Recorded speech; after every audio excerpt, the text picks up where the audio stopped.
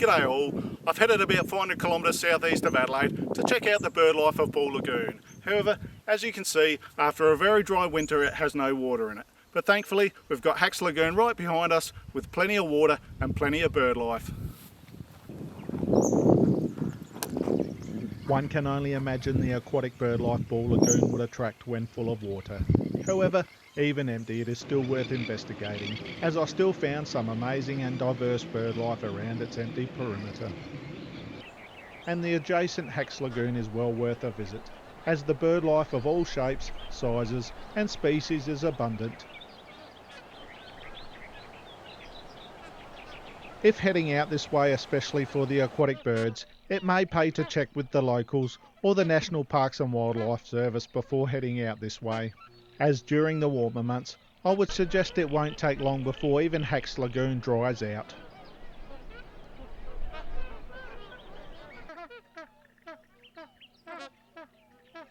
With their large numbers, the loud honking calls of the magpie geese immediately draw my attention, which I was surprised to see, as I always thought the magpie geese were found more in northern Australia. However, I have since learned they were once widespread across the southern region of Australia. With the arrival of European settlement, magpie geese were hunted in large numbers. This, along with the draining of their much needed aquatic habitats, quickly put the magpie geese under extreme pressure for survival, so much so they quickly disappeared from southern Australia. Thankfully, however, in 1968 a breeding colony was reintroduced to the area, and given the large numbers seen on this trip, must be thriving in this environment. Magpie geese are very social, often congregating in large numbers, and when one takes off, normally a large flock follows. These birds are primarily herbivores, foraging both on land and in water for any type of vegetable matter, and can often be seen with their heads underwater and tails pointed to the sky as they search for aquatic vegetation. With sharp pointed toes and partially webbed feet, magpie geese can swim, however prefer to walk around on land or in shallow waters.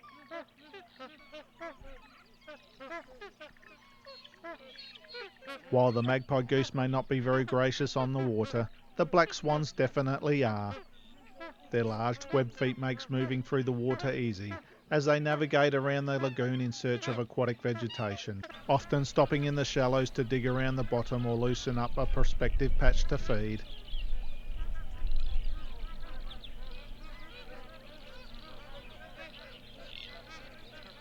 As long as there is some sort of wetland, lake or river system, these majestic large black aquatic birds are found, inhabiting many parts of Australia.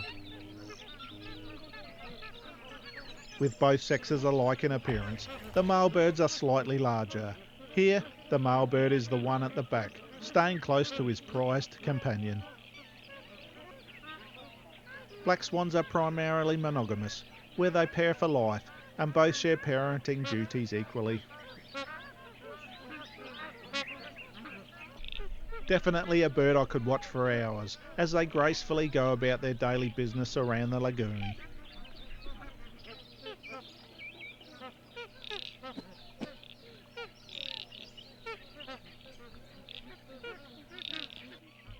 Keeping up with the black and white theme are pied stilts, with their long pointed bill and even longer thin legs, feeding in the shallows of the lagoon, where they will search out any aquatic insects.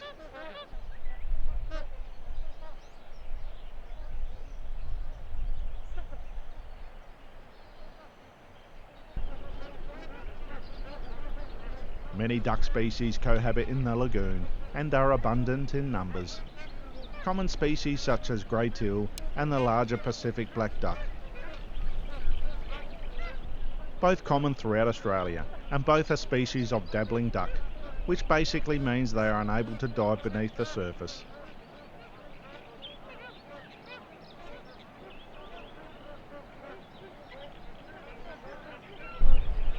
One less seen species of duck are the Australasian shoveler.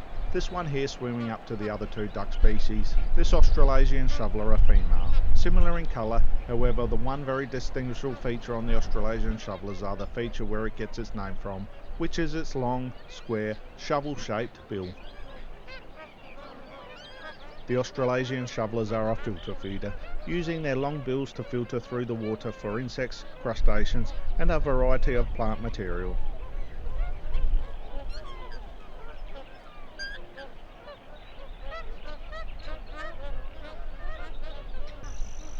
Australasian swamp hen, extensively found across Australia in many of our waterways. A striking looking bird, with their blues and purples shimmering in the sunlight, along with their bright red facial shield.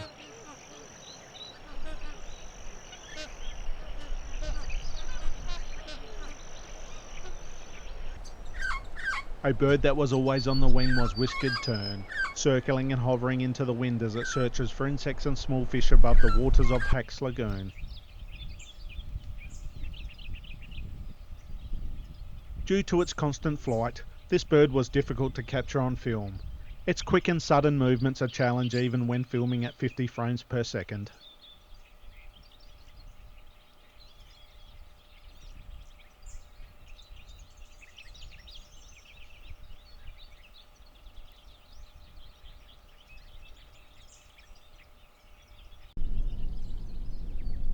But it's not only aquatic birds which frequent Bool and Hacks Lagoon. The tree and grassed areas between the two lagoons are also home to abundant bird life. And that black and white theme seems to continue, this time with Willy Wagtail, a relatively small bird which is a member of the flycatcher family. A pair in fact, which has set up a nest in one of the trees. And with parenthood well underway, there's additional hungry mouths to feed. So the ongoing search to keep those mouths satisfied carries on.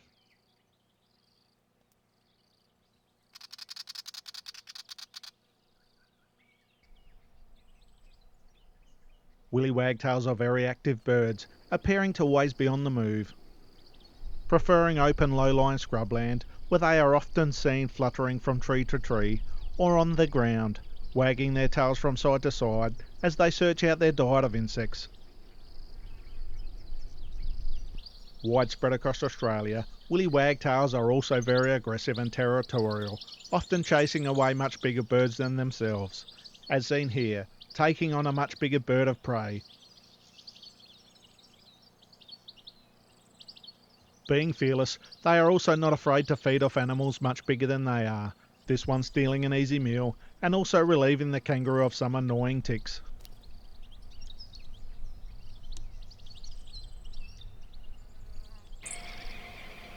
Looking on from above are welcome swallow. This small group mainly consists of younger birds not long fledged. Now almost old enough to go on their own way, slowly being left to defend for themselves by the parent birds. But for now, happy to sit, constantly preening themselves in the warm rays of the sun. Welcome swallows are swift flyers, cutting through the air as they catch insects on the wing. I thought Willy Wagtail was a bird which was always on the move, until I come across yellow-rumped thornbill. Constantly on the move, as it hops and skips along the ground in search of its diet, which mainly consists of insects. There are many species of thornbill in Australia, with the yellow-rumped thornbill being the largest of the species. Feeding both on the ground and up and down limbs of trees is grey striped thrush, searching out its varied diet of insects, spiders, small mammals, frogs, lizards, along with fruits and seeds.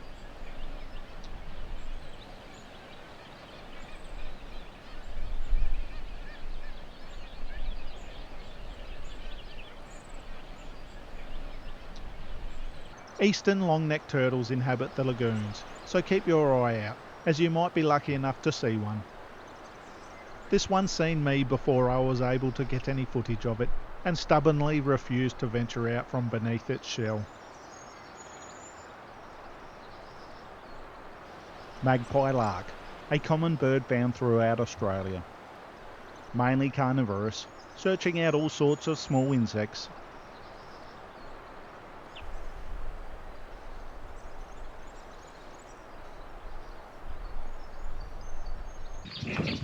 There are a number of boardwalks at both lagoons. This one is called Gunner Boardwalk and traverses around Hacks Island. Its dense grassland and tree coverage makes an ideal hideaway for all wildlife.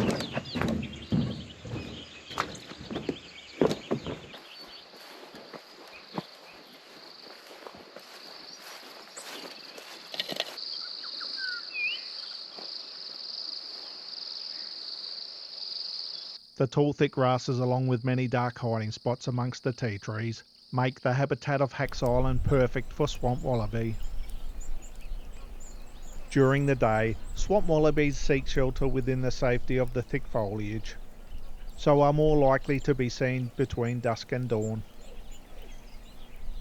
This one with a not so small joey at foot. The joey still making the most of mother's care and protection, and maybe patience. Surprisingly still being carried around by the mother. You wouldn't think a joey that big would still fit in the mother's pouch. But not only does the joey fit with ease, the mother still manages to hop away at speed. Black-shouldered kite, a bird with the most impressive coloured iris. The red iris a standout against the white of its head. Normally birds of prey are quick to take flight when approached. However, this elegant bird was happy to be filmed for some time. A common bird of prey, often seen in open country, where it will hover silently above the ground before dropping on any unsuspecting prey.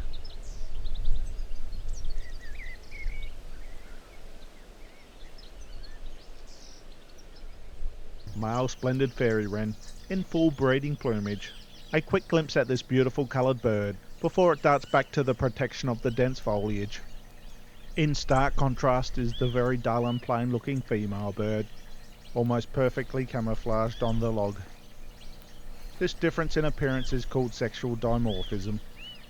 Sexual dimorphism is the distinct difference between the sexes of an animal and includes such characteristics as size, weight, colour and markings.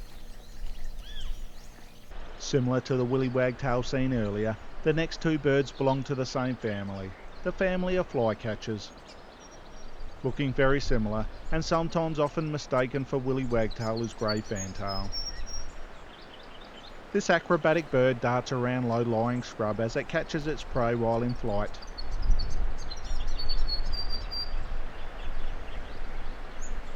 The unusual call of this bird caught my eye as it hovered just above the ground as it searched for insects.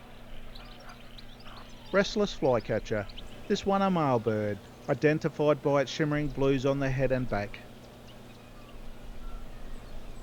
A first for me, as I have not come across this species previously.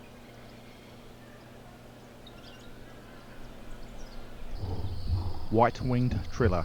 This one being slightly elusive as it flies from tree to tree in search of its diet, which consists of insects, small fruits and seeds. One of the most common species of South Australian honeyeater, especially around suburban backyards, is New Holland honeyeater. This one with a piece of nest building material in its beak.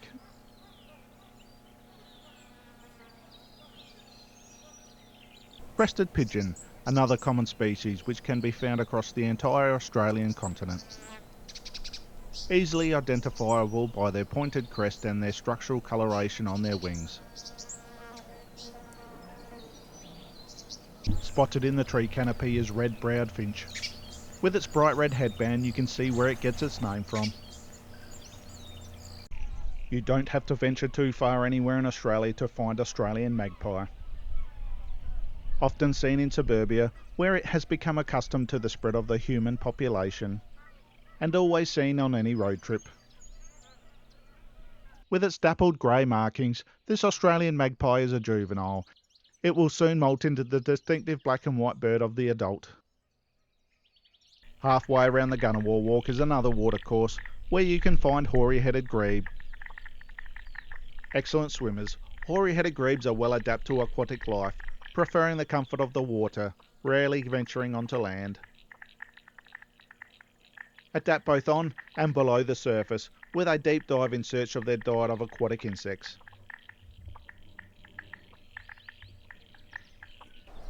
The tall grasses also make good coverage for Western Grey Kangaroo, which can be seen in numbers around the lagoons.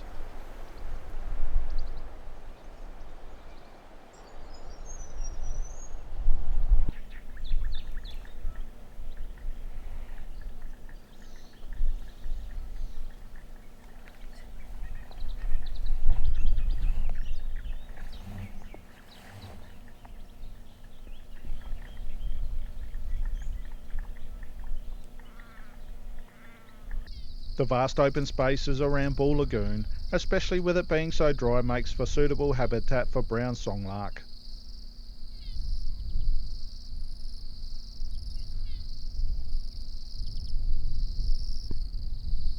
White-fronted chat. This one a male bird, easily identifiable compared to the female bird, as the male bird has a much whiter face than the female.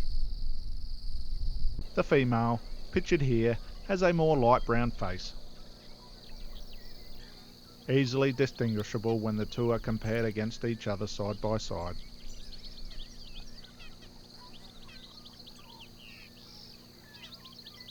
White-fronted chats have a varied diet, feeding on insects, seeds, along with nectar when available. The galah, very common and always seen when travelling. In fact, you don't have to travel very far before this beautiful pink and grey bird can be found.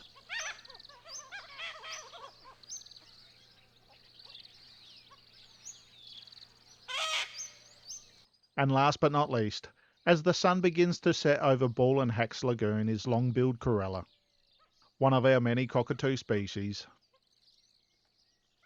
To me, a notable looking bird, and a fitting way to end this look into some of the amazing and diverse bird life which inhabits the Bool and Hacks Lagoons. If you like this video, give it a thumbs up and subscribe if you like to see more nature-based videos. See you next time, and thanks for watching.